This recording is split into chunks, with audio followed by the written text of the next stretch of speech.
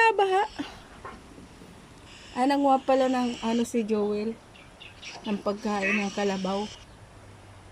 Ng mga, hindi, nanguha si Joel ng mga ano ng kalabaw. Pagkain ng kalabaw. Ang ilog yan ay ano na, marami ng tubig yan. Ilog na yata yan. Ayun na nga, nag-aho na nga ang ilog, oh. Oo, namamangka si Jubel eh. Eh, syempre. At nagkuha nga ng ano ng kalabaw at saka baka.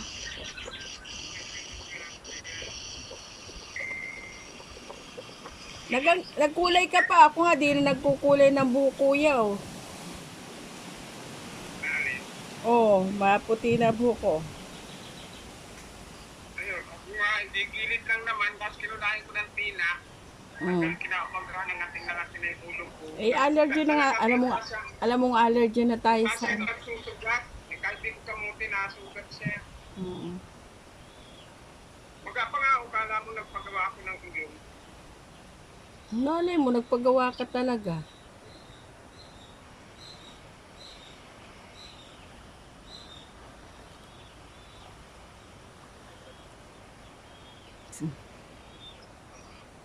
Ayan o, mayroong bagang pagkain ng ano.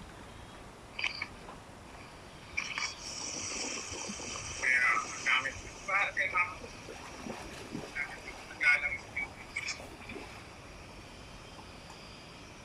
Nagkuha ng pagkain ng kalabaw at baka. Kalabaw at baka? Oo. May baka ba kayo? Oo. Ako po. Kuha ko ng mga pagkain. Ilog na yan eh. Daga. Ilog na daw ito, Papa. Ha? Ilog na, sabi ni Kuya. Dagat na nga dito. Dagat na daw. Mabili na tayong lambat.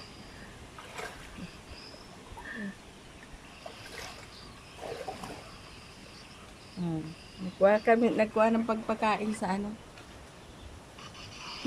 Kalabaw at baka.